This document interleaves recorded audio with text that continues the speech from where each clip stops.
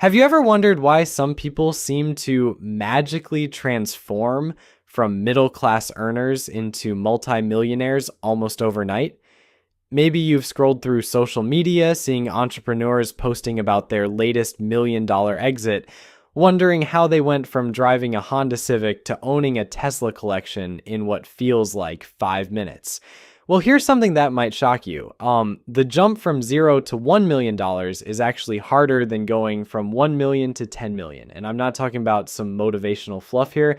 I'm talking about cold, hard mathematics that most people never understand until it's too late. My name is Nick, and I spend an unhealthy amount of time analyzing wealth patterns and wondering why most people stay broke while others seem to collect millions like Pokemon cards.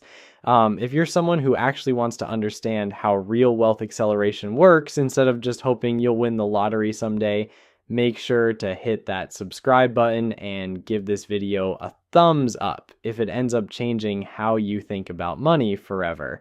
Here's what's fascinating about wealth building, and it's something that goes against everything most people believe.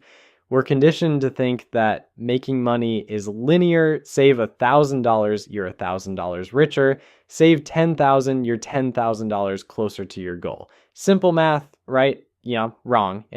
Dead wrong.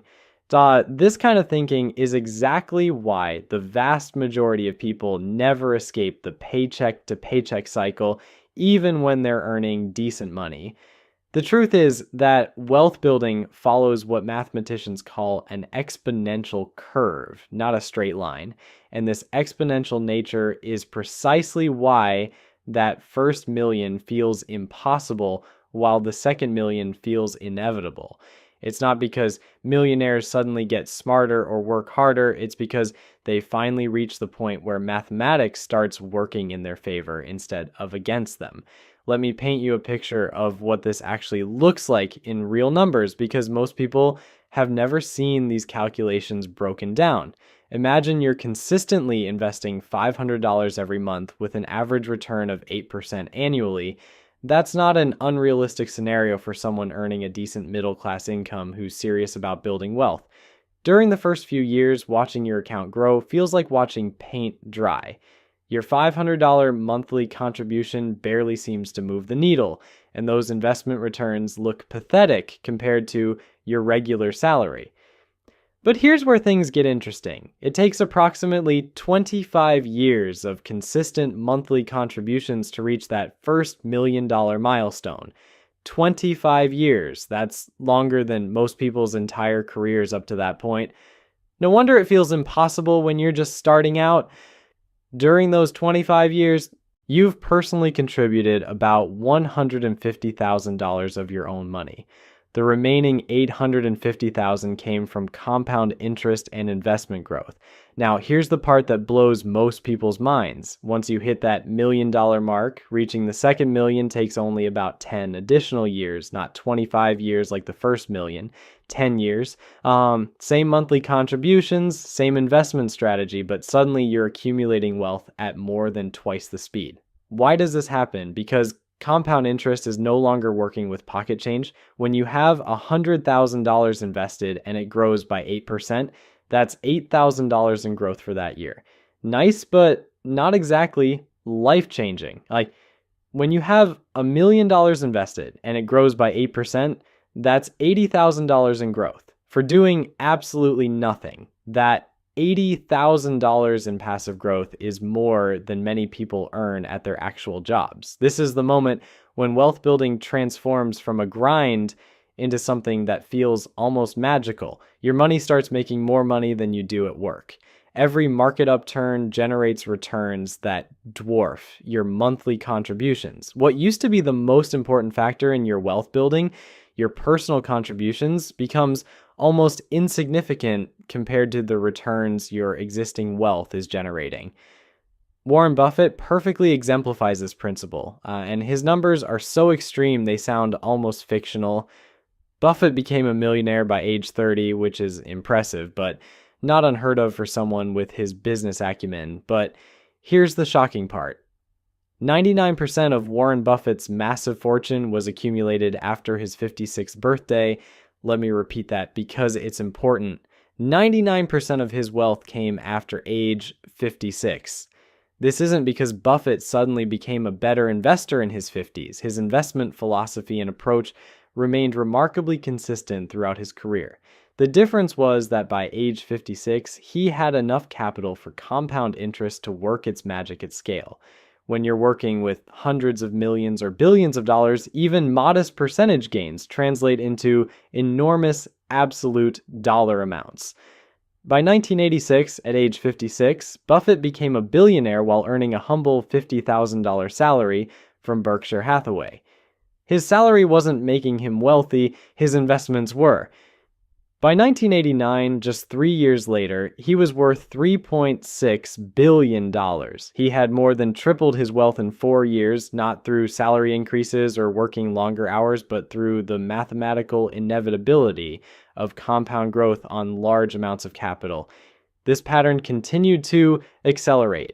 By 1995, his net worth had grown to $10.7 billion. By 1999, it reached $36 billion. Each milestone came faster than the previous one, not because he was getting better at making money, but because he had more money working for him. What makes this even more fascinating is the psychological shift that happens once you cross that $1 million threshold.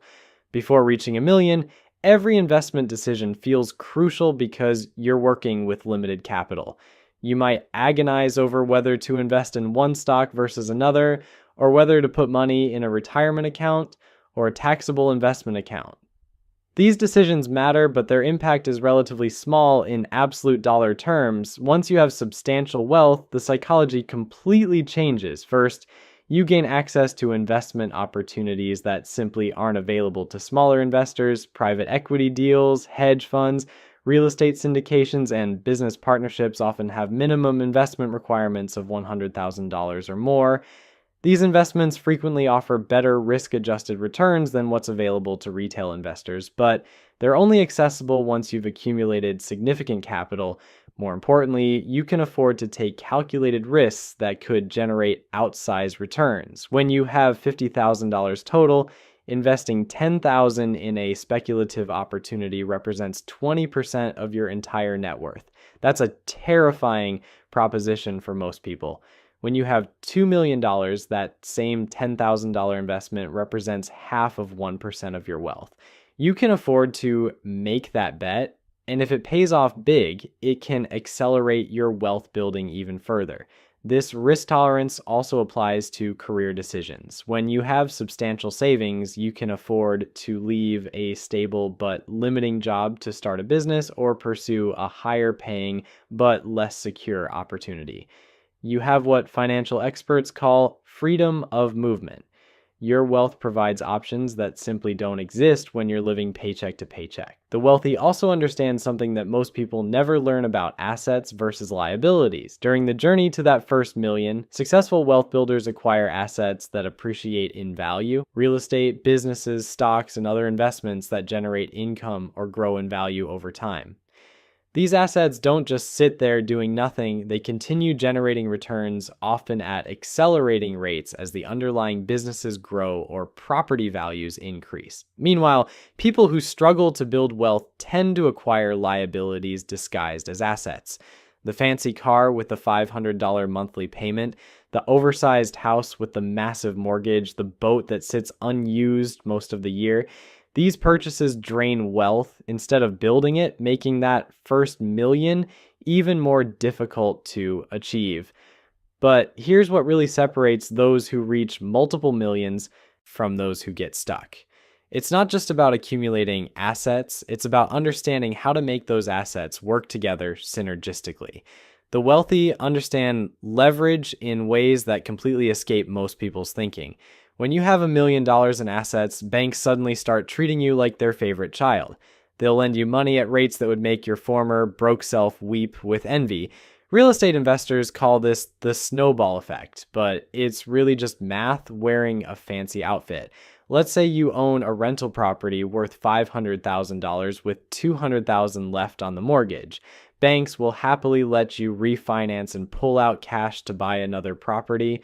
Now, you own 2 properties generating income, both appreciating in value, both providing tax benefits. Repeat this process a few times, and you're suddenly controlling millions in real estate assets with relatively little of your own money at risk. The tenants are essentially buying these properties for you while you collect the appreciation and cash flow. This is where things get almost comically unfair for people still working on their first 100,000. Banks look at someone with 10,000 in savings asking for a business loan and basically laugh them out of the building, but show up with $1 million portfolio, and suddenly you're a valued customer worthy of preferential rates and terms.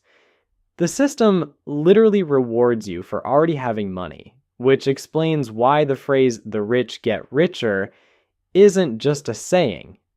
It's a mathematical certainty. Business ownership becomes exponentially more accessible once you have substantial capital. Starting a business when you're broke is like trying to build a house during a hurricane. Every mistake could wipe you out completely. But when you have $1 million safety net, you can afford to take the kinds of calculated risks that create generational wealth. Consider the difference between someone investing their last $50,000 into a business venture versus someone investing $50,000 from a multi-million-dollar portfolio. The broke person lies awake at night wondering if they'll lose everything. The wealthy person treats it as a learning experience with upside potential. This psychological difference alone leads to vastly different outcomes because fear-based decisions rarely produce optimal results. The tax advantages multiply dramatically once you cross certain wealth thresholds. Rich people aren't necessarily smarter about taxes. They just have access to strategies that don't make sense at smaller scales. Real estate depreciation, business write-offs, charitable deductions, and sophisticated investment structures all become viable tools for preserving and growing wealth. Here's something that sounds almost too obvious to mention, but most people never think about it. When you have substantial wealth, you can afford to hire experts who specialize in making rich people richer. Tax attorneys, financial advisors, investment managers, and business consultants all cost money up front, but they can save or generate multiples of their fees for clients with significant assets. A tax strategy that saves someone with a $100,000 income $2,000 might save someone with $1 million income $20,000. Same strategy, same expert, but the absolute dollar impact scales with wealth. The wealthy also benefit from what economists call information asymmetry. They move in circles where business deals, investment opportunities, and market insights are discussed casually over dinner or golf games. These aren't insider trading schemes, they're just natural consequences of networking with other successful people. When your neighbor owns a successful business and mentions he's looking for investors, you have access to opportunities that never make it to public markets. This social capital compounds just like financial capital. Wealthy people introduce each other to lucrative deals, qualified business partners, and investment opportunities. They serve on boards together, invest in each other's ventures, and share resources in ways that create mutual wealth building. It's not some secret society, it's just what happens when people with money and opportunities naturally gravitate toward each other. Time leverage becomes another massive advantage once you achieve substantial wealth. When you're working paycheck to paycheck, your earning potential is directly tied to the hours you work. Miss a day, lose a day's pay, but when your investments are generating substantial returns, you're earning money while sleeping, vacationing, or pursuing other interests. This time freedom allows wealthy individuals to focus on activities that compound their wealth rather than just maintaining their income. They can spend time analyzing better investment opportunities, building valuable relationships, or acquiring new skills that increase their earning potential. Meanwhile, people still chasing their first million remain trapped in jobs that pay them just enough to survive, but not enough to truly build wealth. The education factor accelerates dramatically once you have substantial assets to work with. Learning about advanced investment strategies makes sense when you have money to deploy. Studying real estate syndications becomes valuable when you have capital to invest. Understanding business valuations matters when you're in a position to acquire companies. Most educational content about wealth building assumes you're starting with significant capital, which creates a catch-22 for people just beginning that create their journey. The strategy's rapid wealth multiplication requires substantial starting capital that most people don't have access to. Geographic arbitrage becomes another powerful tool for the already wealthy. When your income comes from investments rather than a job, you can live anywhere in the world, moving from high-cost areas like San Francisco or New York to lower-cost regions while maintaining the same investment returns can dramatically accelerate wealth building. Someone earning $200,000 annually from investments can live like royalty in many parts of the world, while their costs might represent poverty-level income in expensive cities. This geographic flexibility allows wealthy individuals to optimize their lifestyle costs while maintaining or increasing their income streams. The compound effect extends beyond just financial returns into what behavioral economists call success begets success. Once you've successfully built substantial wealth, you develop confidence and pattern recognition that leads to better decision making. You've proven to yourself that wealth building works, which makes you more likely to stick with long-term strategies during temporary setbacks. This psychological market downturns or advantage cannot be overstated.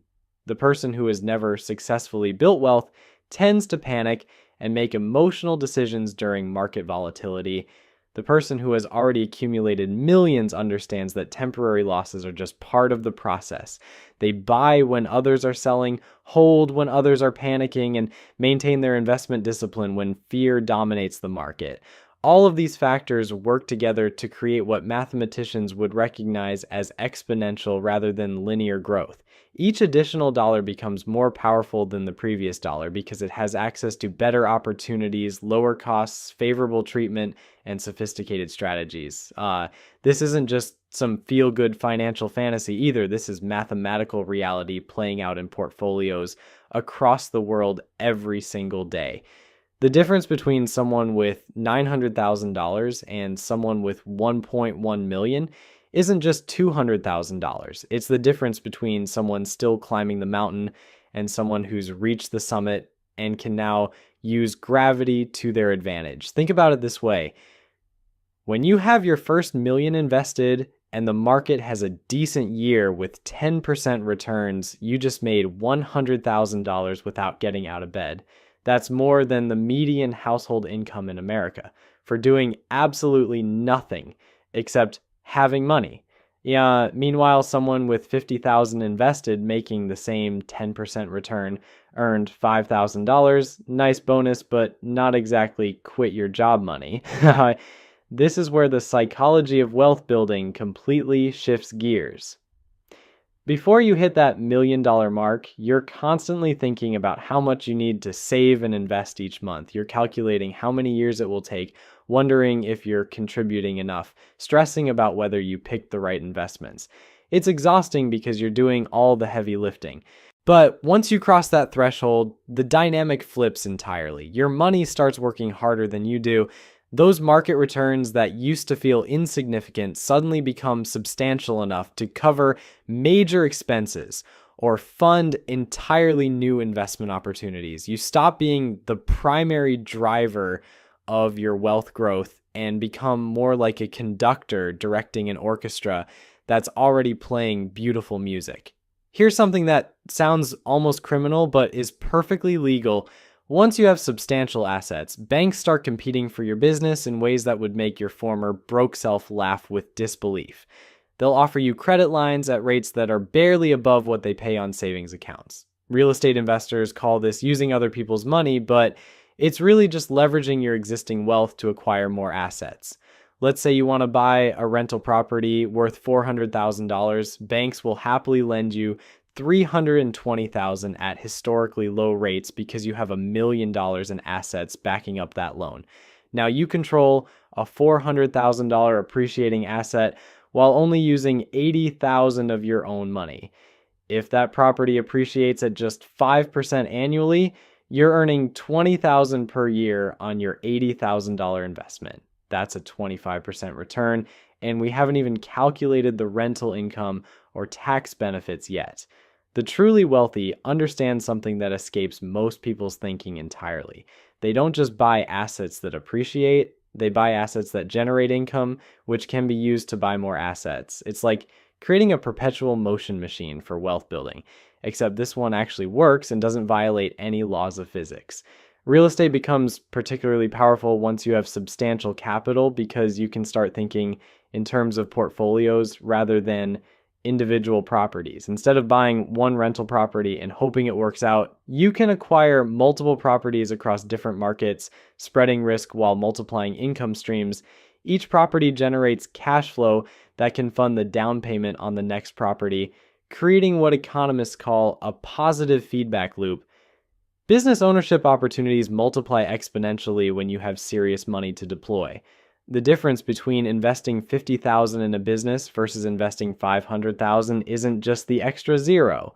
Larger investments often come with equity stakes, board positions, and influence over business decisions. You're not just hoping the business succeeds, you're actively participating in making it successful. This is where things get almost comically unfair for people still working toward their first 100,000. The best investment opportunities often have minimum thresholds that exclude smaller investors entirely, private equity deals, hedge funds, real estate, hedge. Syndications and business partnerships frequently require investments of $100,000 or more. It's like having a VIP section for wealth building that you can only access after proving you already have substantial wealth. So there you have it. The first million is brutal because you're fighting against mathematics, but the second million is inevitable because mathematics finally starts fighting for you. The system rewards those who've already won, which sounds unfair until you realize you can become one of those winners. Start investing consistently today because 25 years from now, you'll either be thanking yourself or wondering what could have been.